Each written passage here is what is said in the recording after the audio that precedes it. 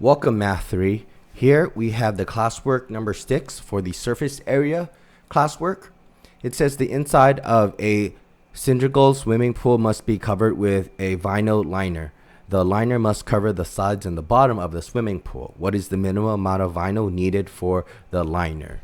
This cylindrical swimming pool looks like a cylinder, so we can now here just paste the object's net of a cylinder to help us out. Here, this is a traditional net for a cylinder. In this case, the top of the swimming pool doesn't need the liner, so we don't need this part here. This would be the total need for the liner because there is no top to the swimming pool.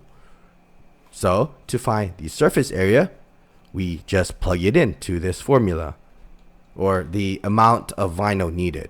Okay, so what is needed is going to be the rectangle part, which is height times 2 pi r. And again, the 2 pi r, you can just think about that as just the length.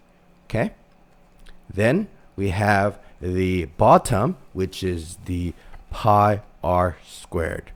Okay, let me just give you a visual of what I am referring to.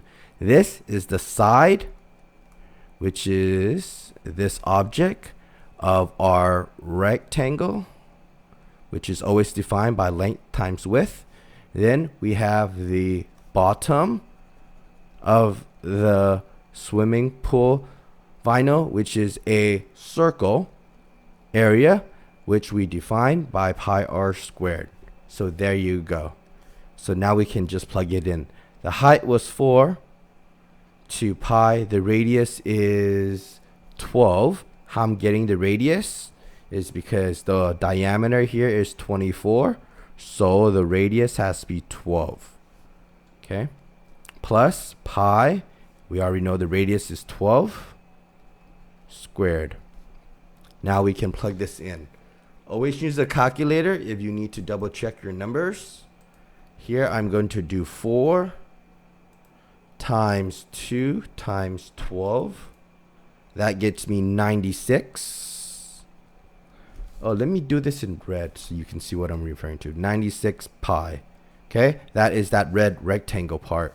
Then we add this to the bottom, which is your 12 squared, which is 144 pi.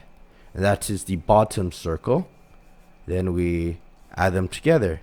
96 plus 144. That gets you your 240 pi, which is the needed vinyl liner for this pool. Okay? There you go. That is the work for it.